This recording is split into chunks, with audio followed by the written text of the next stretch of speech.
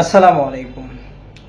কোনো একটা সেলিব্রিটি কোনো দেশের যদি একটা জনগণকে প্রশ্ন করে যে আপনি দেশের জন্য কি করেছেন, সেই সেলিব্রিটিটা যদি হয় সাকিব আল হাসানের মতো ক্রিকেটার, তাহলে তার বলার অপেক্ষা রাখে না। গ্লোবাল টি-20 খেলতে গেছে সাকিব আল হাসান, কালকে জানেন পারফরমেন্স, তার দলও জিতেছে 2 রানে এবং সে তিনটা ছক্কা মেরেছে। বাট একটা সময় যে খেলার শেষে সাকিব আল হাসানকে এক দর্শক, বাংলাদেশি পতাকা হাতে এক দর্শক জিজ্ঞেস করে যে ভাই আপনি দেশের জন্য কি করেছেন, সাকিব আল হাসানকে জিজ্ঞেস করা হয়।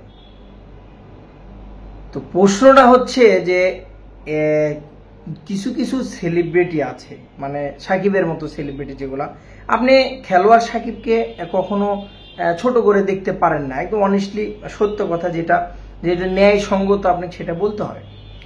আপনি যদি প্রশ্ন করেন সাকিব আল হাসানকে যে আপনি দেশের জন্য কি করেছেন, সেই চিন্তাধারাটা যদি আপনি খেলার দিকে, অনলি ক্রিকেটের দিকে নিয়ে যান, তাহলে সাকিব আল হাসান দেশের জন্য অনেক করেছে, অনেক কিছু করেছে অনেস্টলি, মন থেকে।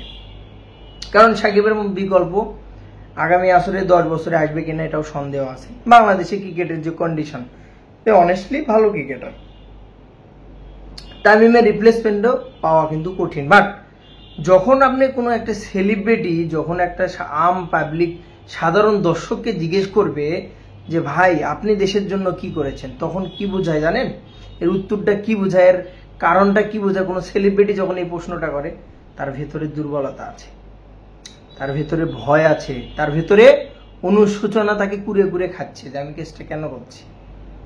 বর্তমানে সার্বিক যে পরিস্থিতি, বাংলাদেশে যে ছাত্র আন্দোলনের যে কন্ডিশন, তাতে একমাত্র মাশরাফি এবং সাকিব আল হাসান, যাদেরকে মানুষ সবচেয়ে বেশি ভালোবাসে, তারা কিন্তু সায় দেয়নি বাংলাদেশের এই আন্দোলনের পক্ষে, বা কোনো একটা পোস্ট বা কোনো কিছুই করেনি, যার জন্য মানুষজন হয়তো বা তাকে এই প্রশ্নটা করেছে। বাট কোনো একজন সেলিব্রিটি যখন আম পাবলিক কাউকে জিজ্ঞেস করবে যে ভাই আপনি দেশের জন্য কি করেছেন, তার মানে তার ভিতরে ভয় আছে, তার ভিতরে অনুশোচনা আছে। আসলে দেখেন বর্তমানে এই কন্ডিশনে সাকিবের মতো একজন ক্রিকেটারের কাছে, সাকিব আল হাসানের মতো একজন সেলিব্রিটির কাছে কিন্তু আম পাবলিক, বাংলাদেশের জনগণ, বাংলাদেশ যারা ক্রিকেট প্রেমী, ক্রিকেট লাভার, যারা তরুণ জন, তারা কিন্তু অনেক কিছু চেয়েছিল, অনেক কিছুই তারা আশা করেছিল, যেগুলোতে কিন্তু ব্যর্থ হয়েছে।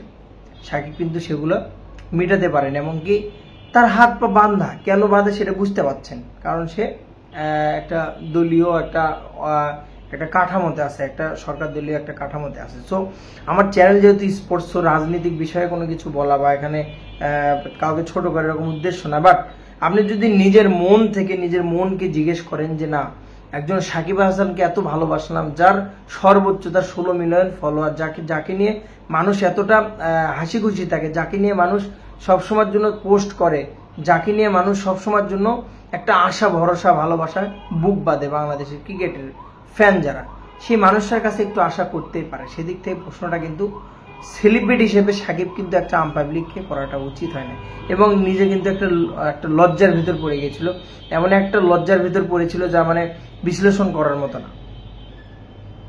একটা অপমান বোধ, একটা কেমন একটা হতভম্ব হয়ে গেছিল সাকিব আল হাসান, যে এরকম প্রশ্ন তাকে বিদেশে মাটিতে কেউ করবে। ভাই সেই সব সেলিব্রিটি, তাদেরকে ফলো করার দরকার নেই ভাই।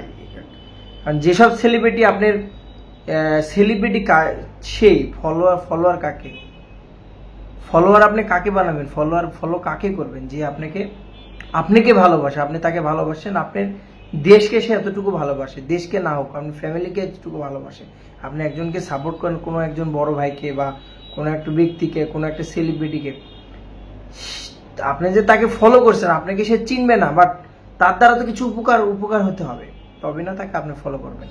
সাকিব আল হাসানের দিক থেকে আমি মনে করবো যেটা খুবই খারাপ একটা বিষয়, খুবই খারাপ, ভেরি ভেরি ব্যাড। বাংলাদেশের মানুষ তার কাছে অনেক কিছু আশা করেছিল, তো এর থেকে বেরিয়ে আসতে হবে, এখনো সময় আছে।